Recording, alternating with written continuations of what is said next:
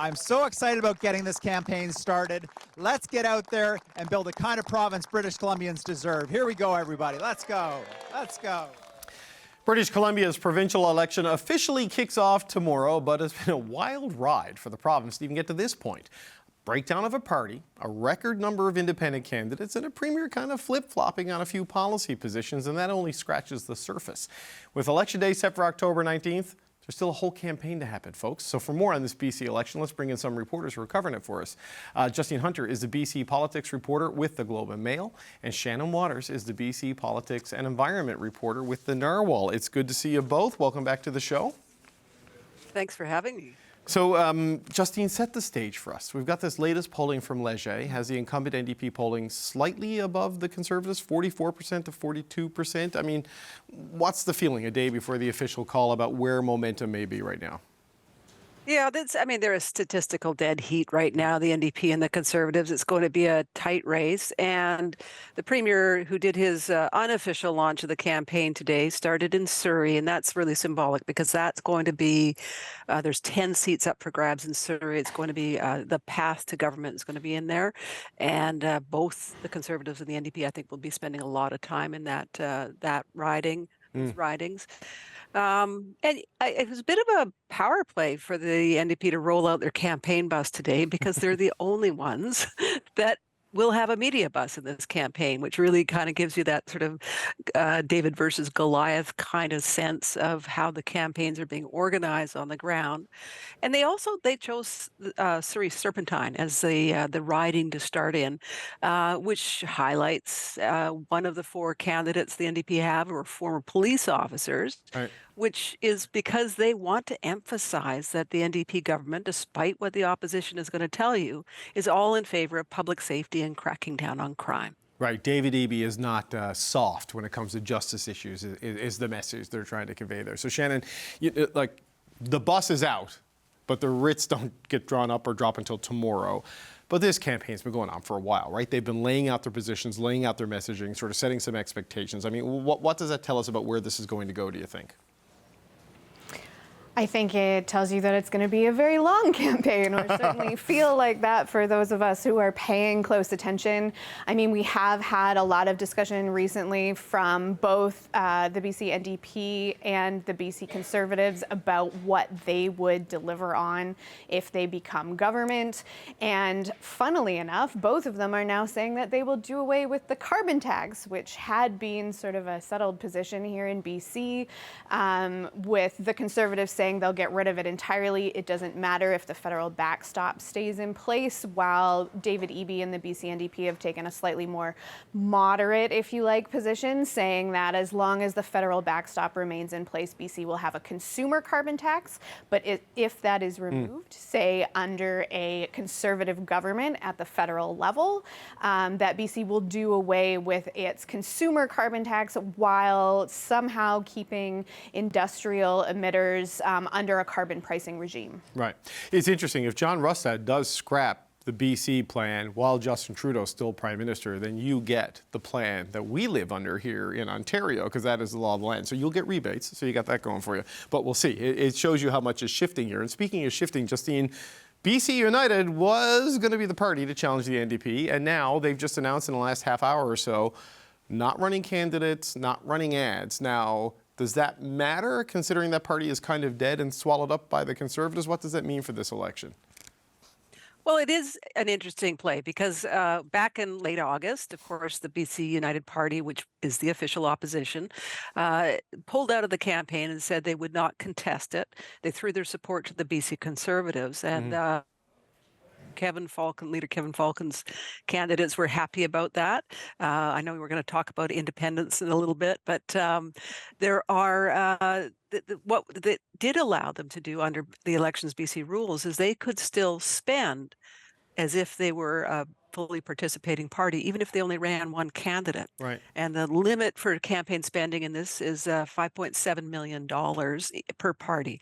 So what they've done today is they've said, we are not going to participate. We're not going to prop up the BC Conservatives in this.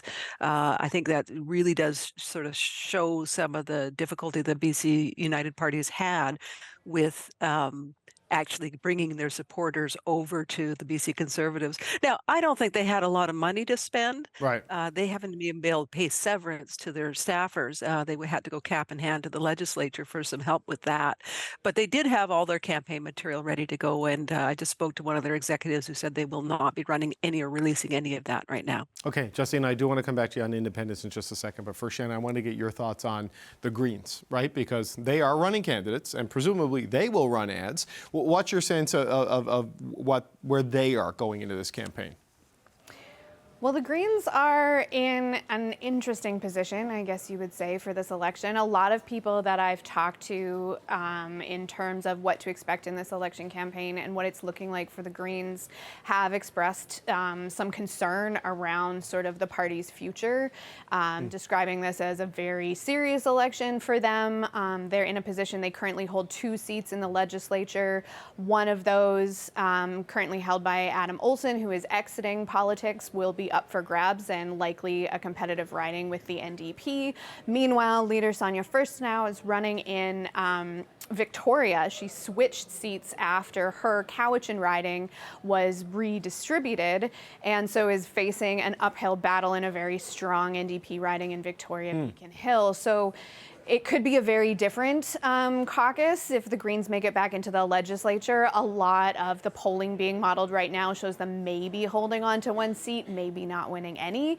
Nevertheless, at the Union of BC Municipalities conference, which was taking place in Vancouver this week, Sonia was there and talking about sort of offering a message of hope and a message of contrast. You have the BC NDP and the BC Conservatives going after each other right now, being very critical, talking about what is wrong, either with the current government or with the party that is running to replace them. There's been a lot of nastiness, accusations of lying.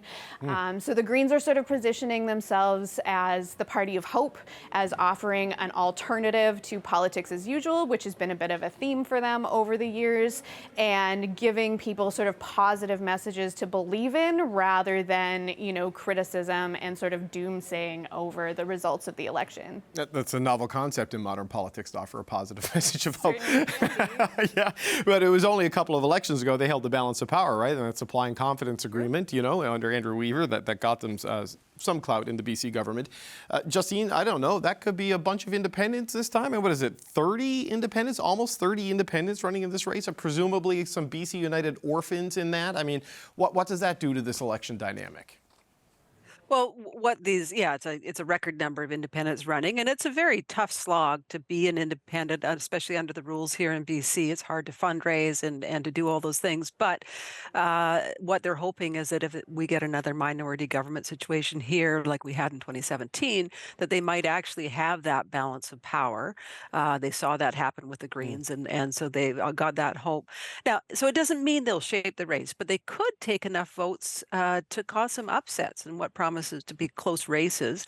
And 5 of those independents are incumbent MLAs who were expecting to run under the BC United banner until late August, when their party leader kind of tore the rug out from underneath them. So some of them will have a strong, like Mike Bernier and Dan Davies, both up in the Peace River, will actually have a chance, I think, because they have a good, strong connection with their base, and then they will have they don't have a party to rally under right now.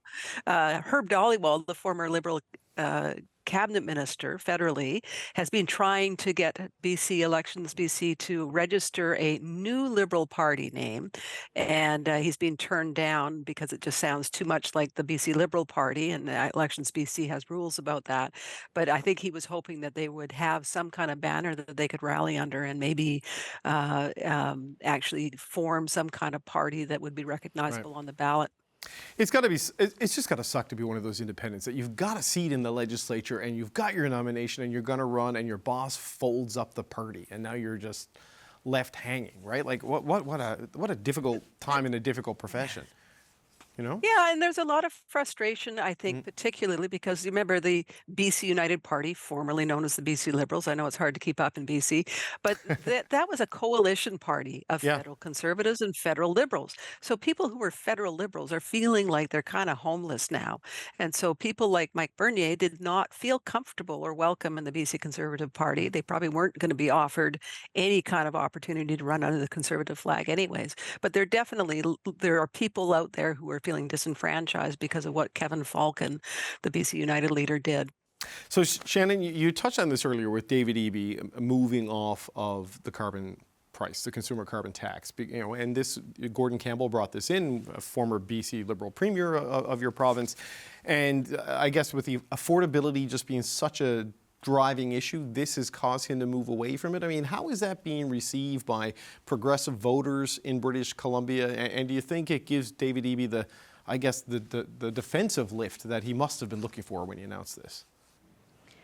It is one of those policy stance changes that reads a little bit like an effort to take the issue off the table. The BC Conservatives have been very critical of the effect that they say that carbon pricing has on consumers' pocketbooks. John Rustad, the leader of the BC Conservative Party, likes to talk about how taxing people into poverty is not going to change the weather. That's sort of his message around why they would eliminate consumer carbon pricing. But today at the Union of BC Municipalities meeting, delegates there passed a resolution calling for the province not to ditch carbon pricing, saying that doing so would be a significant threat to BC's climate action plan, and instead calling for a modernization and a commitment from the province to take the revenues from the tax and give it to municipalities so that they can spend it on things like energy efficiency measures for homes, on transit, on climate mitigation measures such as infrastructure that is needed, to deal with water issues, responses to wildfire. Basically saying, the message seemed to be, why would you give up this revenue stream when it's more needed than ever? And calling on whoever forms the next government to actually talk to municipalities instead about finding a different way forward with carbon pricing in BC. So I think that says a lot about at least where local government officials are at and where those people perceive their constituents, who are also going to be voting in this provincial election, are on the issue. That's an interesting point, to have the municipalities weigh in like that. So look, we've got about 2 minutes left. Justine, you started off by talking about David Eby and Surrey Serpentine with police officer candidates or former to show he's tough on crime. He's also shifted on this involuntary treatment, right, for people with addictions. That fits into that. That's another big move by the NDP, right? Yeah, but it's, again, a little bit of background on it. The NDP have advocated for involuntary care over the years. In fact, John Horgan brought in legislation that he had to back off of. David Eby won the leadership promising to move on this, and then he got cold feet as well. So what they're talking about now, they're trying to really make it very different than your image of the institutional warehouses of the past, but it really is a strong emphasis on security. And so the first two will be opening in provincial jails. So we're looking at treatment in a corrections facility. Last thing I would just say is there's thousands of people going into involuntary care here in British Columbia every year, but the average stay is less than a week. So this modern version is supposed to focus on treatment and support in a more long-term context, but we'll see if it actually gets off the ground. Okay, well, you are both moving into a medium-term context of the official election campaign that starts when David Eby goes to see the Lieutenant Governor tomorrow, and I think you're going to stay hydrated and rested between now and October 19th, and we're going to check in with you as often as we can. Justine Hunters with the Globe and Mail and Shannon Waters with the Narwhal. Thank you so much for being here again this week. Much appreciated. Thanks, David.